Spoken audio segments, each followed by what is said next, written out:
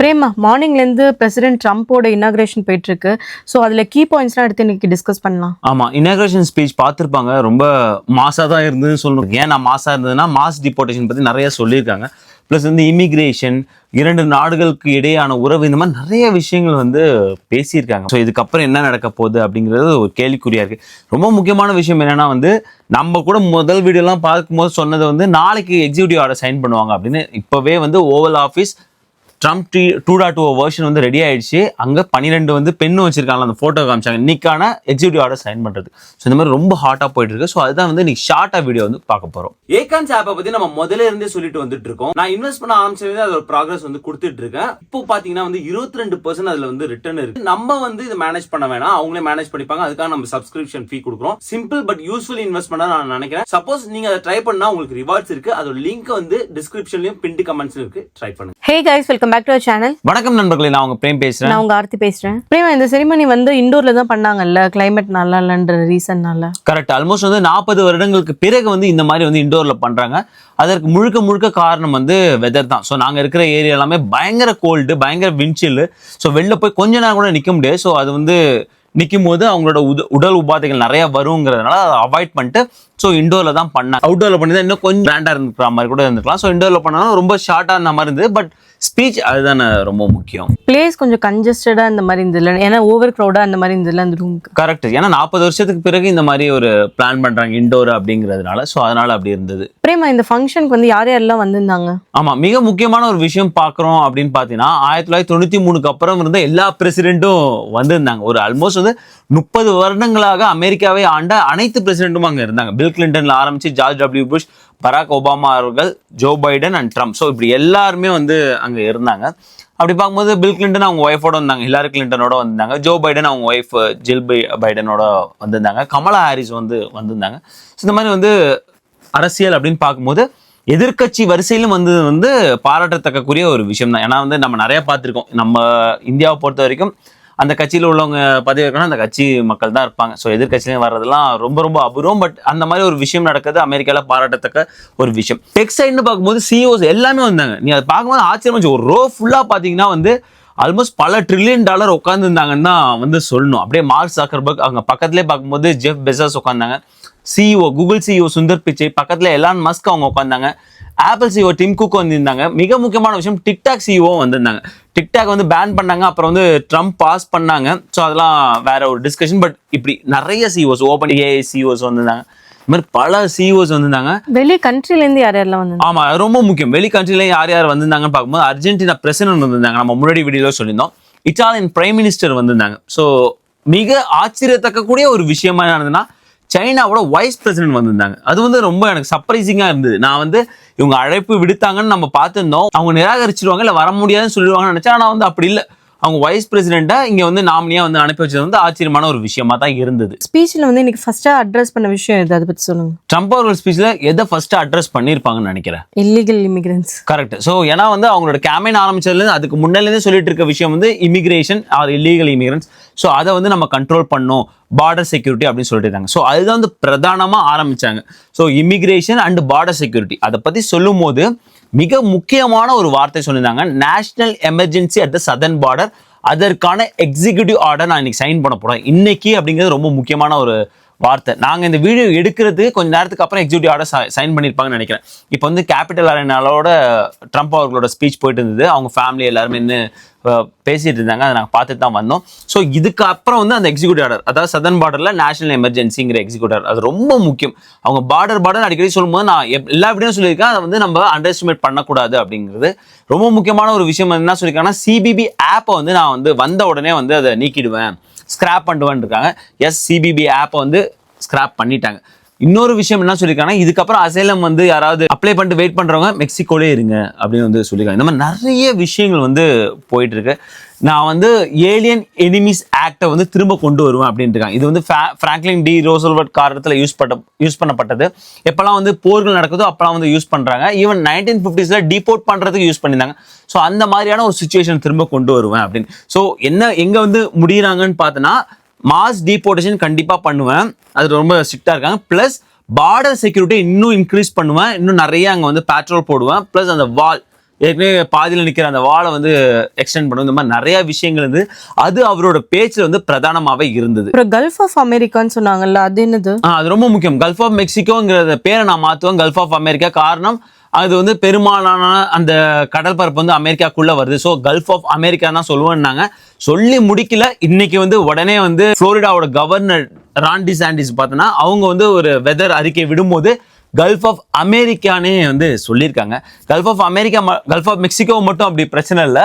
Panama கேனல்லையுமே அது வந்து தெளிவாக பனாமா கேனல் பற்றி ரொம்ப பேசியிருக்காங்க. என்ன சொல்லியிருக்காங்கன்னா, பனாமா கேனல் வந்து நாங்கள் வந்து யூஎஸ் கவர்மெண்ட் வந்து பனாமா கவர்மெண்ட்டுக்காக கொடுத்தது, ஆனால் அது வந்து இப்போ சைனா கையில் போயிடுச்சு அப்படின்னு சைனா நேரடியாகவே தாக்குறாங்க.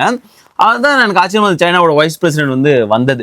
ஸோ அதை வந்து நாங்கள் மீட்டெடுப்போம் அப்படின்னு வந்து தெளிவாக வந்து குறிப்பிடுறாங்க. எகைன் வந்து பனாமா அஃபிஷியல்ஸ் என்ன சொல்லிட்டாங்கன்னா, பனாமா கேனல் நாங்கள் தான் கவர்ன் பண்ணுறோம்.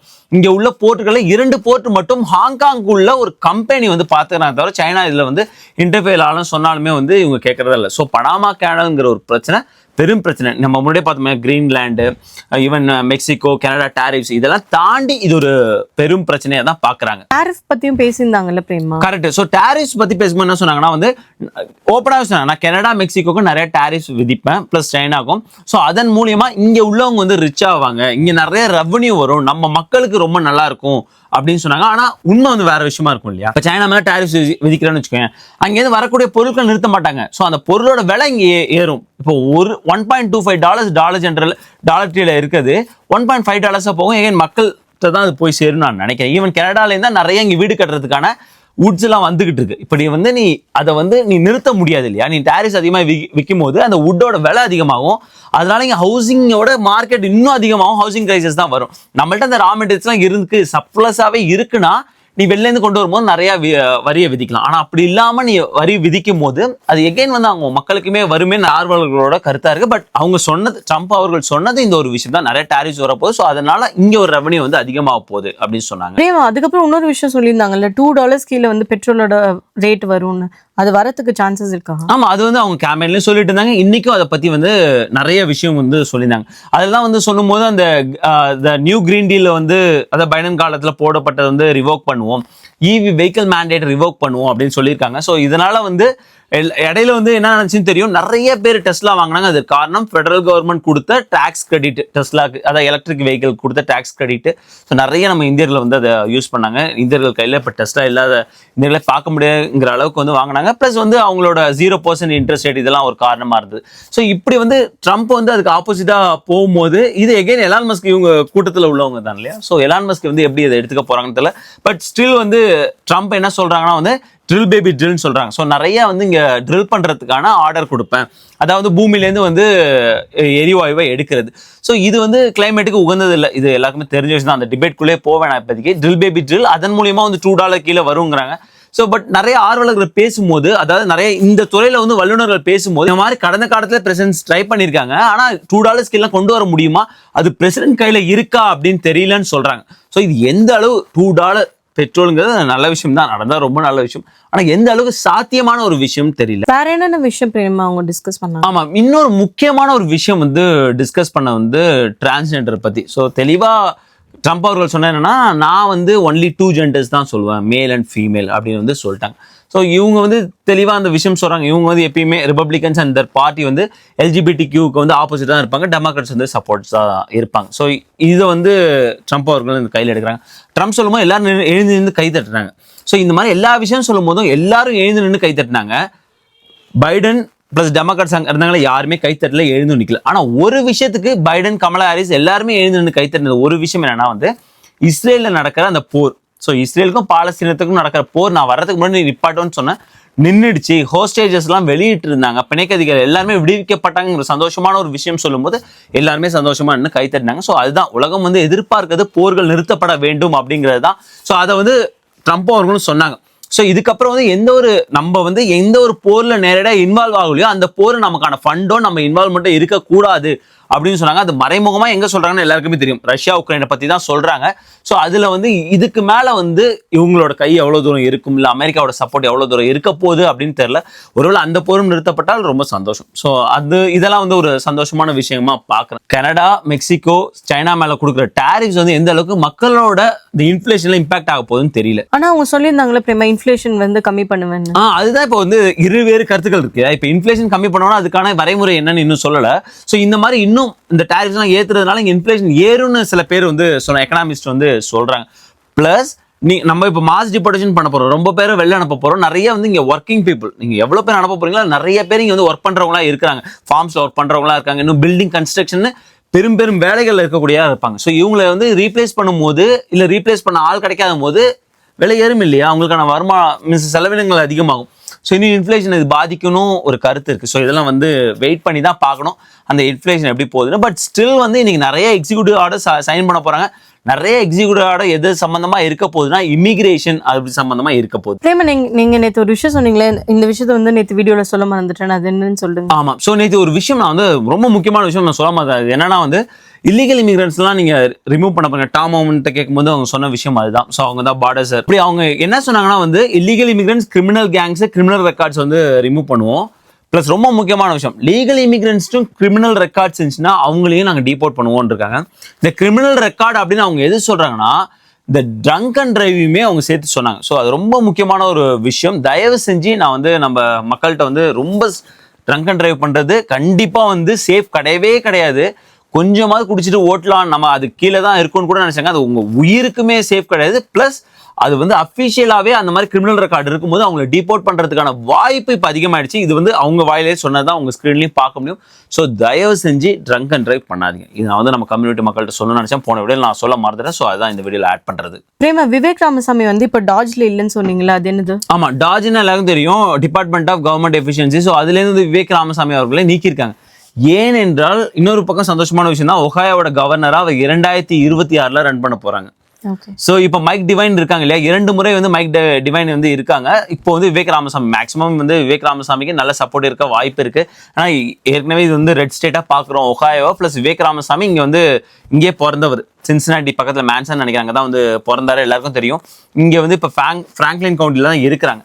ஸோ அப்படி பார்க்கும்போது இங்க வெற்றி வாய்ப்பு வந்து அவருக்கு அதிகமா இருக்கிறதுனால கவர்னரா ரன் பண்ண போறாரு. ஸோ சந்தோஷமான விஷயம். அதனால இப்போதைக்கு டாஜ்ல இருக்க வேணாம், ஸோ அதுக்கான அந்த கேம்பெயினை பார்க்கட்டும்னு அவரை வந்து டாஜ் இருந்து எடுத்திருக்காங்க. எலான் மஸ்க் இருக்காங்க. கண்டிப்பா எலான் மஸ்க் வந்து இருக்காங்க. அந்த இதுலயுமே இந்த போடியத்திலேயே வந்து 3வது ரோல எலான் மஸ்க் இருந்தாங்க. மிக முக்கியமான ஒரு விஷயம் எலான் மஸ்க் சம்பந்தமா பேசுனது என்னன்னா வந்து மாஸ்லயுமே வந்து நம்ம கொடியை போய் நடுவோம் அப்படின்னு சொல்லியிருந்தாங்க. ஆப்வியஸா வந்து ஸ்பேஸ் எக்ஸ் எல்லாருக்குமே தெரியும், மாஸ் மிஷன் பண்ணிட்டு இருக்காங்க. ஸோ அதுதான் வந்து அங்க குறிப்பிட்டு சொன்னாங்க. டொனால்ட் ட்ரம்ப்போட மிகப்பெரிய ஆதரவாளர் எலான் மஸ்க். ஸோ அவருமே வந்து இந்த கவர்மெண்ட்ல இப்படி ரன் பண்ணுவார்னு நினைக்கிறேன். ஸோ இந்த மாதிரி நிறைய விஷயங்கள் வந்து போயிட்டு இருக்கு. ஸோ ட்ரம்ப் வந்த பிறகு வந்து ஸ்டாக் மார்க்கெட்லயுமே வந்து ஒரு ஏற்றம் இருந்தது. இன்னைக்கு வந்து மண்டே ஸ்டாக் மார்க்கெட் கிடையாது, பட் உலகத்துல மற்ற பகுதிகளில் வந்து ஸ்டாக்ஸ் பர்ச்சேஸ் பண்ணிட்டு இருப்பாங்க இல்லையா, ஸோ அவங்களாம் வந்து ஒரு பாசிட்டிவான ஒரு சைன் கொடுத்துருந்தாங்க.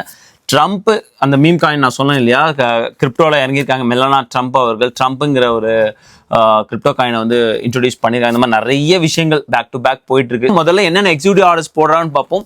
ஸோ அதுக்கு அடுத்த வீடியோ நம்ம என்னென்னு பார்ப்போம். ஐ ஹோப் உங்களுக்கு இந்த வீடியோ யூஸ்ஃபுல்லாக இருந்துருக்கு நினைக்கிறேன். மறக்காம நம்ம வீடியோ லைக் பண்ணுங்க, ஷேர் பண்ணுங்க, சப்ஸ்கிரைப் பண்ணுங்க. மறக்காம அந்த பெல் ஐகானை தட்டி விட்டு போங்க. தேங்க்ஸ் ஃபார் வாட்சிங் திஸ் வீடியோ ஃப்ரெண்ட்ஸ். நன்றி.